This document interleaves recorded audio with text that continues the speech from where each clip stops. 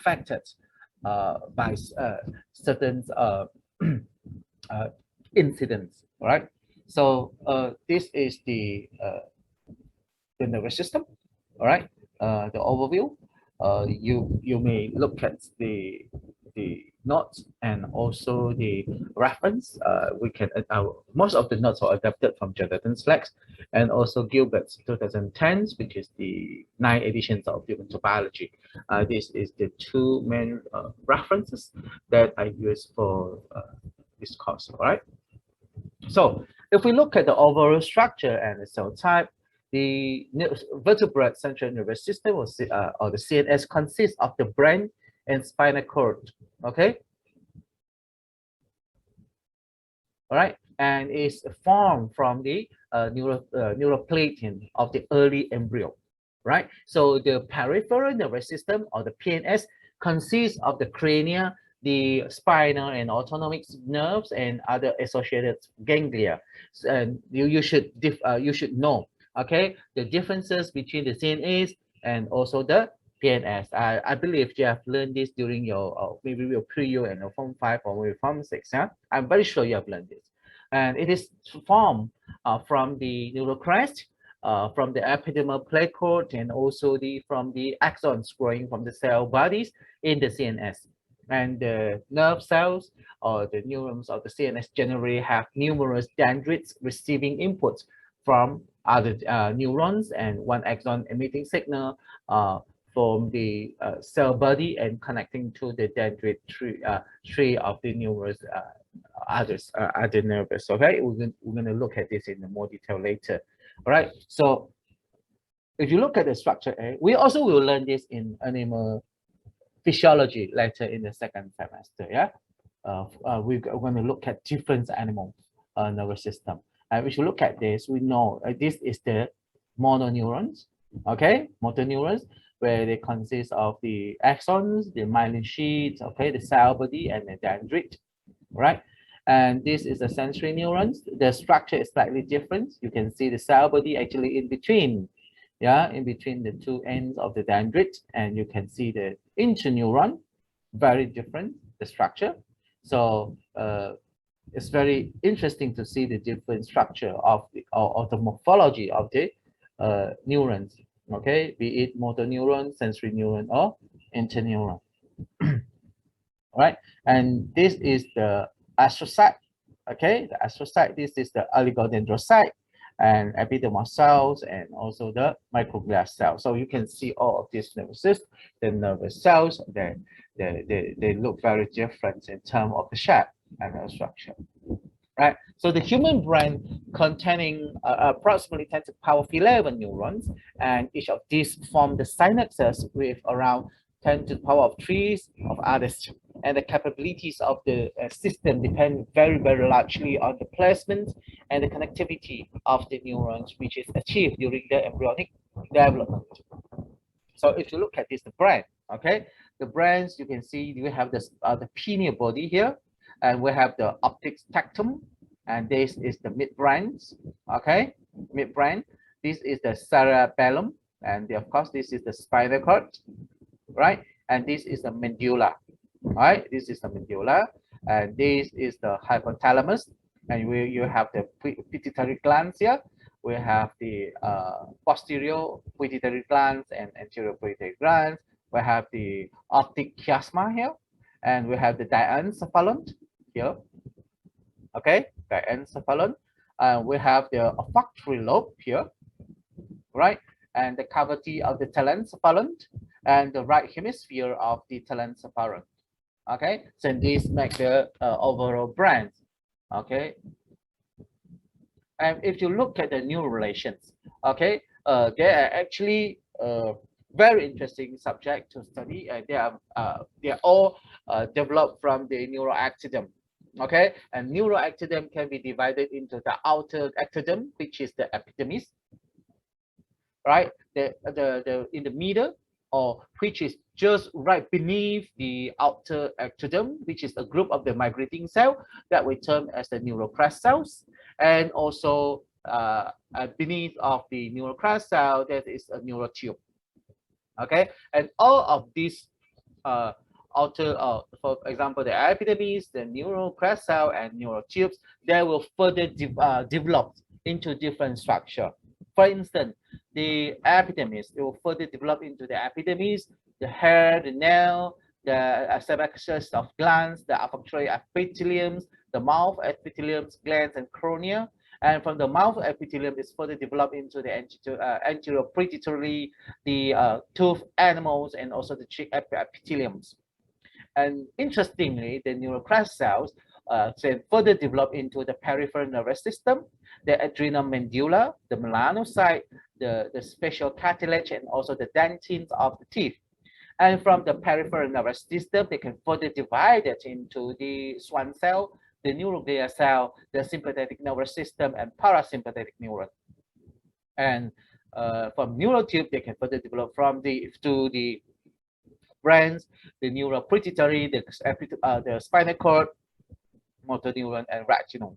So it is very interesting. You see that sort of from the epiderm, neural ectoderm, they can further develop into different structure, and they can further develop into a more detailed structure, right? So this one, if you look at this one, this is the in situ hybridizations. Okay, they dye with the red color. If not mistaken, this should be taken from the chick. Okay, from the chick embryos. Okay, you can see this is the. Who can guess what structure is this? The red lump. Spinal cord. This one, the red loop here, the round ribs. structure. Huh? The ribs. This is the primitive thread. Yeah. You can see the primitive thread here. And what is the structure that actually develops side by side along the neural tube? Spinal cord. This is a spinal cord.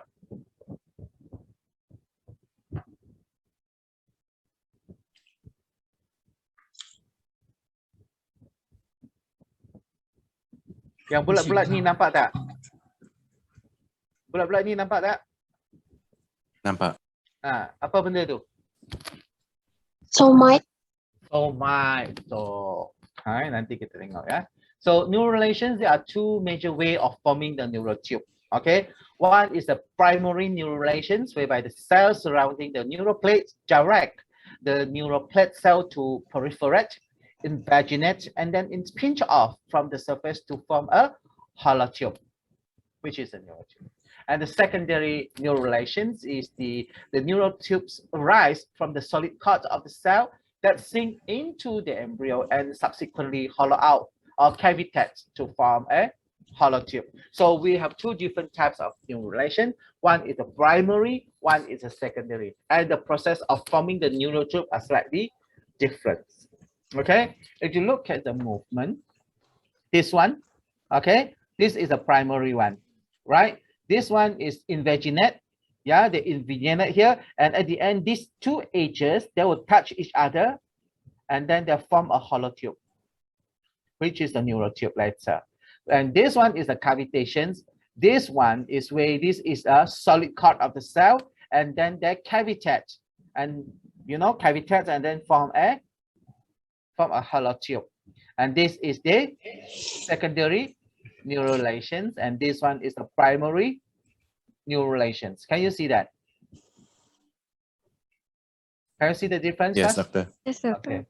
So if you look at the primary neural relations, this photo is taken by the electron micrograph. You can see this is the neural ectoderm. Yeah, neural ectoderm here or neural plate. These ones, before they are moving, they are like a shaping. Shaping, you can see this is the neural plate here, and this one will form the future neural crest, and this is the epidermis. Okay, from the shaping, then they are folding. They're folding out. Okay, they're folding out, and then they are actually attached. They are actually bind from the MHP, which is the medial hinge point. Okay, and this one is the notochord, right? And then this one will like forming a V shape. Okay, The forming the V-shaped way by the edges here, they will touch each other. This is what we call the elevation. Elevations, and there will be the convergence. Convergence means these edges, they are touching each other and held by the DLHP, dorsolateral hinge point here, right? And if you look at the last process, this is the closure. Closures, this means they are forming the neural tubes right here, and they are divided into three different layer outside, which is the outer layer terms as a neuroepidermis. This one, the media, which is this is the moving cell, the migrating cell, a group of the cell at the dorsal of the neural tube, which is what we call the neural crest cells, and the hollow tube structure, which is what we call the neural tube. Right? If you look at this one is actually very similar to this, yeah, right? And they are elevated, and at the end they're forming the convergence, right? Convergent, and at the end they touch each other and form the neural tube here. Can you see that?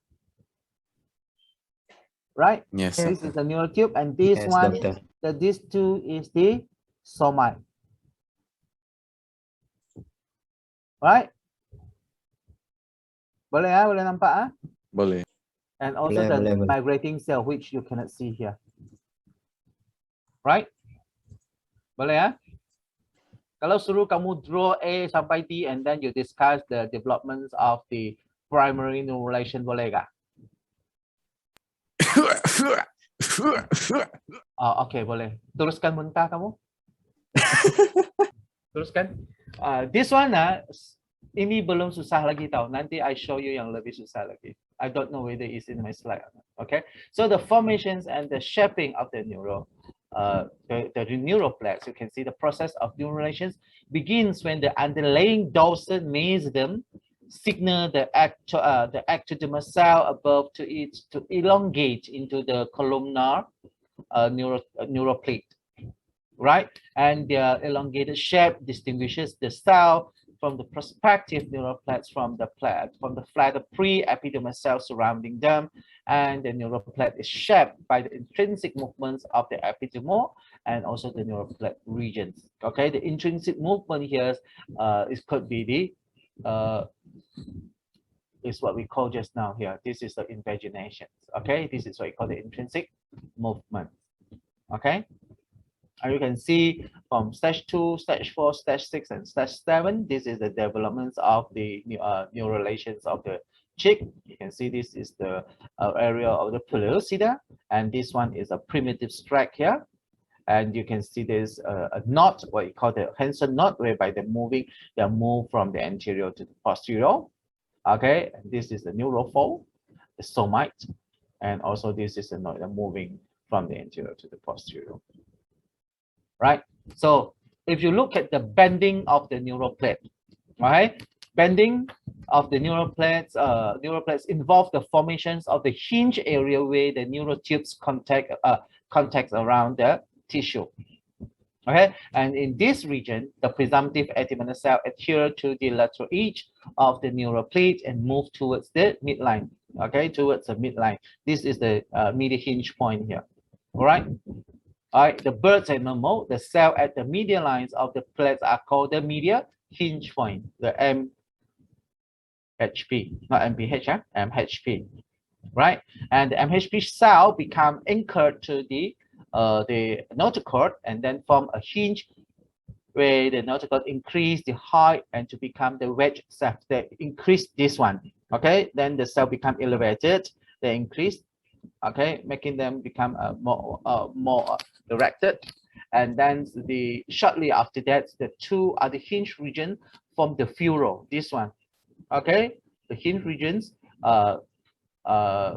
connections of the neural plates with the remainder of the ectoderms and are called the dorsolateral hinge point. Okay, this one is the dorsolateral hinge point by holding these regions and letting them touch each other and forming the hollow tubes, which will term as the neural tube later. Boleh ya? Boleh faham ni? Boleh. Kalau kamu kena belajar bagaimana lukis ya. Kita tak tahu sama ada final exam kali ini saya akan pakai essay. Yeah. Is that a tip, doctor? Huh? Is that a tip, doctor? I don't know. Let's see. Oh, Okay. So in the dorsal lateral hinge point, the microtubules and microfilaments are then both involved in these changes. Okay. And the coccycin and inhibitor of the neural tubes polymerizations inhibit the elongations of this cell, while the cytochalasin B, an inhibitor of the microfilaments formation, prevent the apical structure, the constriction of these cells, whereby inhibit the wedge formation. So you see, they are always counter suppressions. Okay, once they inhibit, the cell become elongated. Once they inhibit, the cell become how you say, become a wedge cell.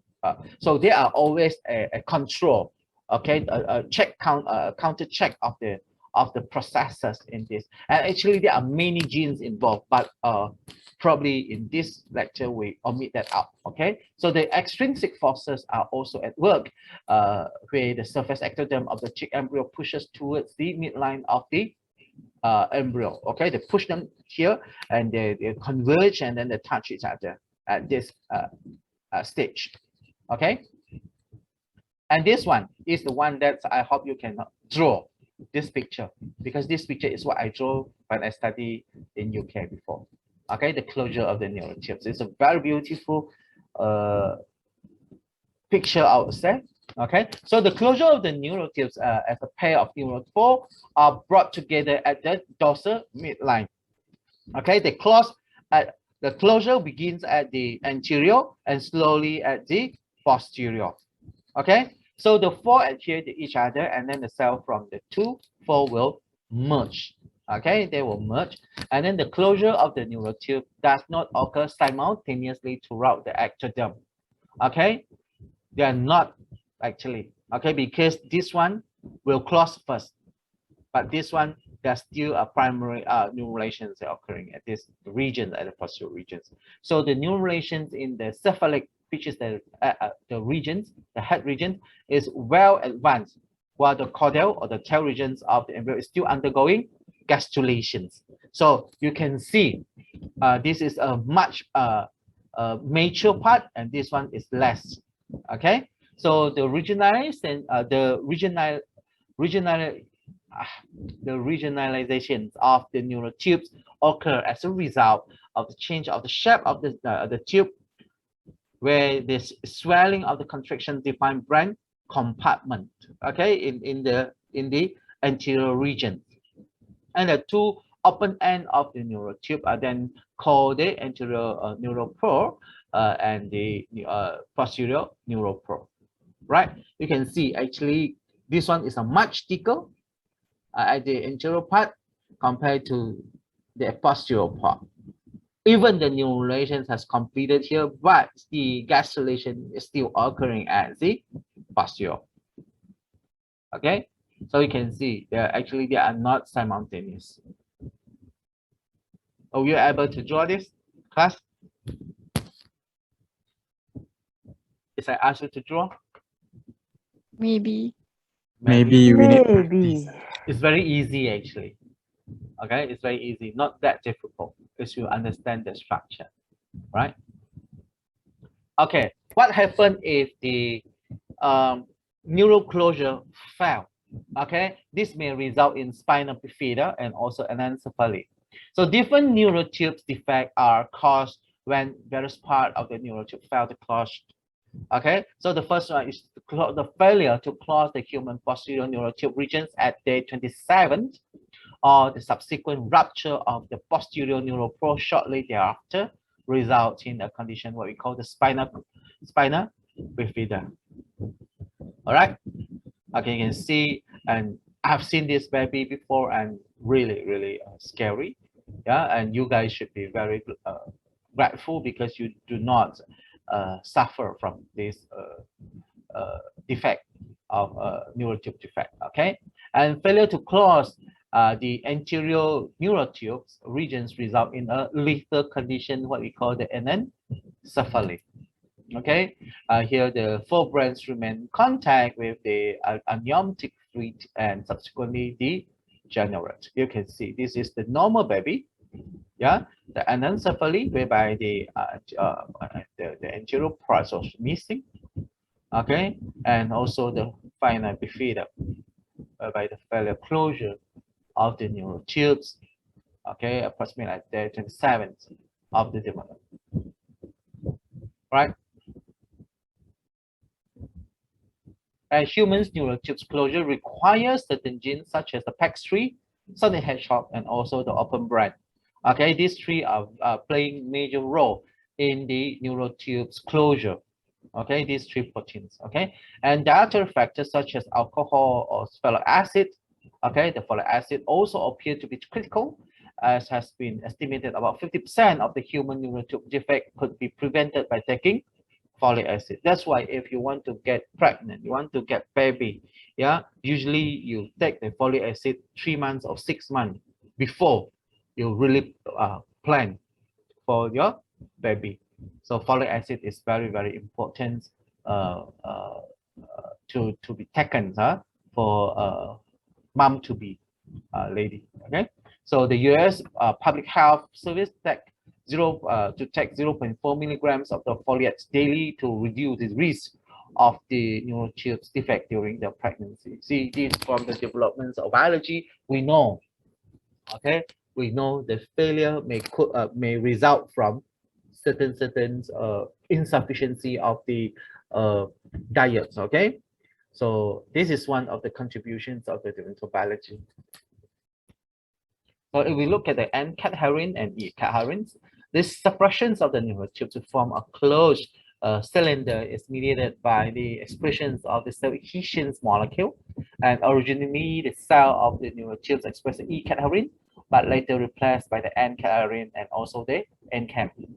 Okay, as a result, the surface ectoderm and the neural tubes each tissue no longer adhere to each other, and if the surface ectoderm is experimentally meant to express in N-cadherin, the separations of the neural tube is affected. Okay, they are not actually separate, but they probably will just join together, and you can see this. Okay, there's no closure, right? If you look at the normal development, you have the N-E-cadherin and also the N-cadherins. Which is the E-cadherin can be found largely can be found or abundantly found at the presumptive epidermis, whereby the N-cadherin can be abundantly found in the neural plate.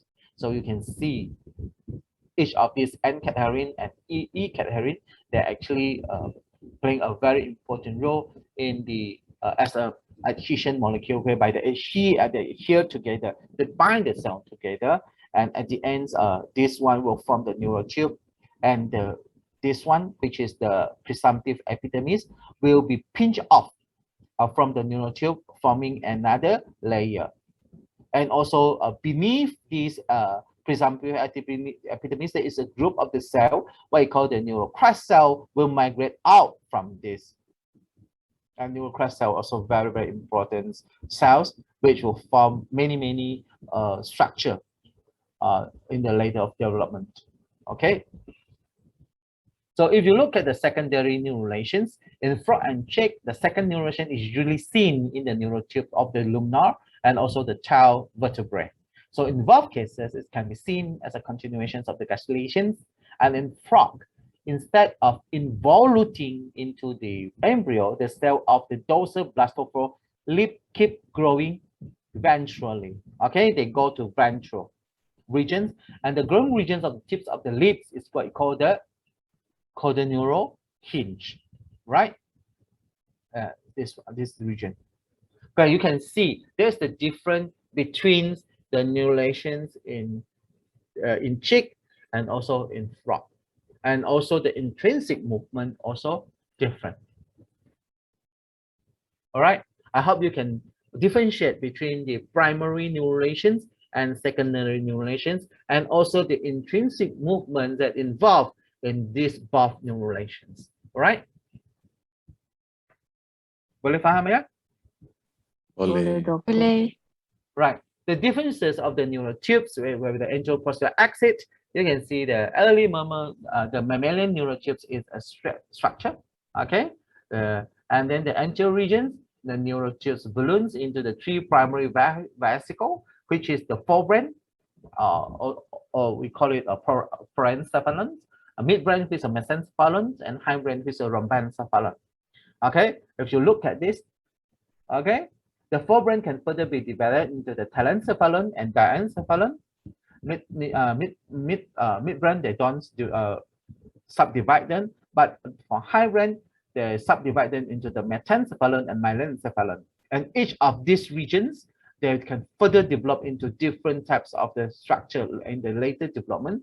For instance, the telencephalon, they can further develop into the olfactory bulbs, the hippocampus, and also the cerebrum. Whereby the diencephalon can further develop into the retinal, the epithelia, the thalamus, and hypothalamus. And the midbrain, they further into the midbrain, the mesencephalon will further develop into the midbrain, and the metencephalon will further develop into the cerebellum and also the pons. And also at this one, the myelencephalon will develop into the medulla oblongata. Right? This is the adult derivatives from the different compartments of the brain. So if you look at the rhombomeres, rhombomeres is a rhombencephalon developed in a segmental patterns that specify the places where the certain nerve will originate. So the periodic swellings called the rhombomeres divide into the rhombencephalon into smaller compartments, and then the rhombomere presents separate development territories into the cells within the rhombomeres can mix freely within it, but not with the cell from the adjacent rhombomeres, right? And moreover, each rhombomere has a different developmental phase, and each rhombomere will form ganglia cluster of the neuronal cell body whose action form the nerve. If you look at this, okay, the FAX2 and CLOX20 actually are very important proteins which is involved in the rhombomere development. Okay, I believe this one is taken from the zebrafish. Okay, you can see this is a rhombomere 5 and rhombomere 3 and 5. You can see here. That's mean why only abundantly found in here. That's mean these FAX2 and CLOX20 is a very, very important, playing a very important role in the formations of the rhombomere, right? Right. Okay.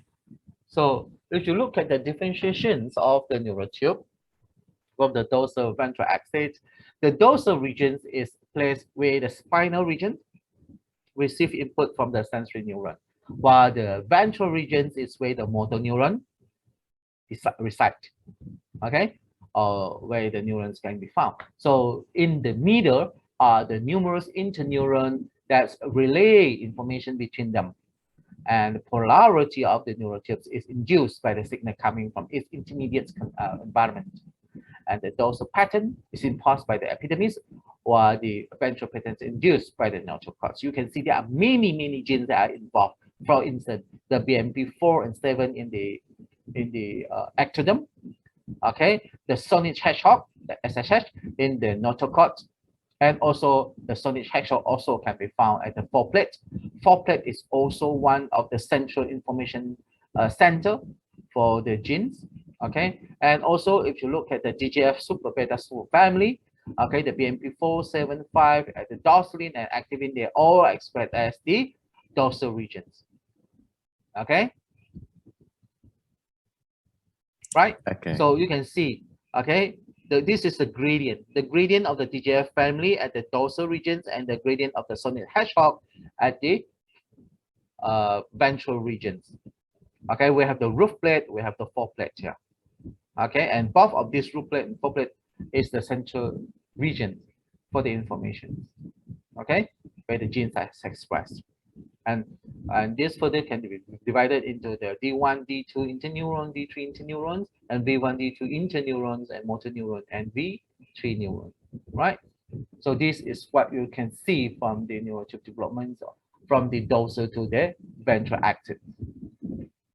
Okay, the ventral patterning of the neural tubes, once the agents of the ventral specification is the Sausage hedgehog. Okay, proteins probably originating from the notochord. Okay, and sonic hedgehog is a very, very important protein or the genes which establish a gradients and different level of this protein causes formations of the different cell type, right? So they believe that the sonic hedgehog actually expressed from the notochord, and slowly they're moving up and the gradient for the gradients. Okay, and the gradients of these sonic hedgehog expressions will determine types of the neurons being formed. Okay.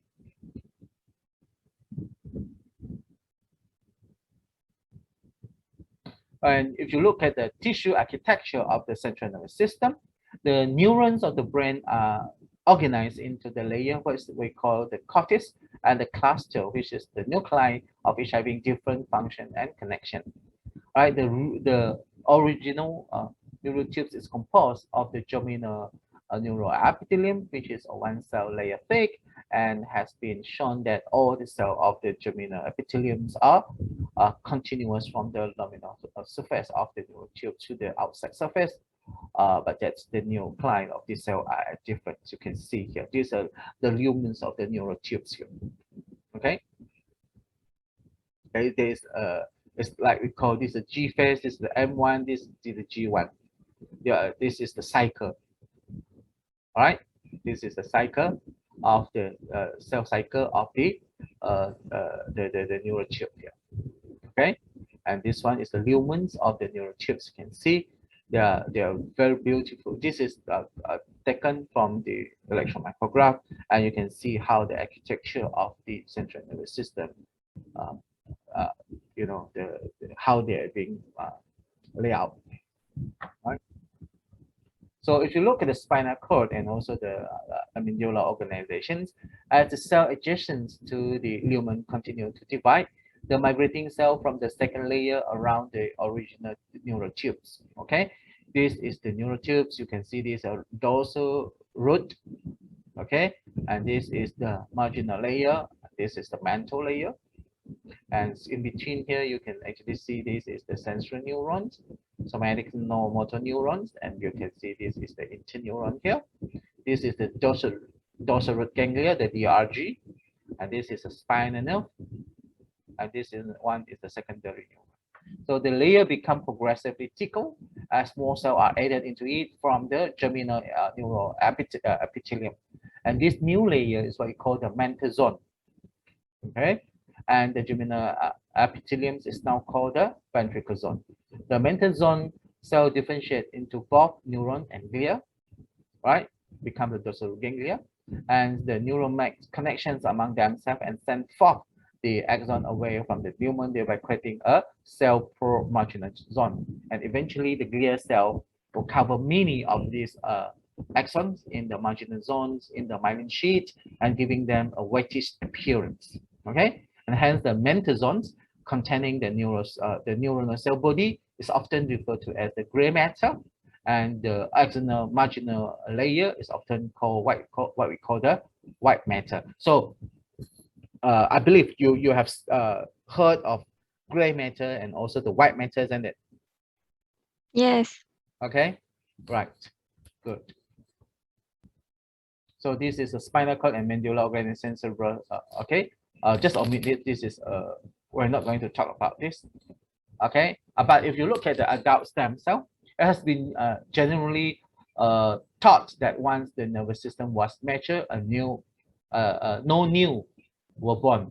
But however, the recent study shows that the environmental stimulations can increase the number of the new neurons in the mammalian brain. So to do this experiment, the researcher just injected the adult mice with the BRDU, a nucleoside that resemble the thymidine, which indicate the cell of undergoing DNA replications. Okay, so this appears that the stem cell producing these neurons are located at the epidermis, the former ventricle layer of the embryonic nervous stem cell, one resided. So what does that mean? If the BRDU expressed here, that means the DNA is replicating. If the DNA replicating, that means the cell is replicating. Right. So you mean this is the latest finding the brain cell. A lot of people say the brain cell, once they die, they will not be replaced, but actually it is not. Okay, it's there is an incident showing that the brain cell can be regenerated. Okay, and I think that's all for today. This is the last slide. Right, class? Boleh ikut Boleh, Doktor. Boleh. Boleh. Recording stopped. So siapa perlukan menu attendant ataupun attendant? Saya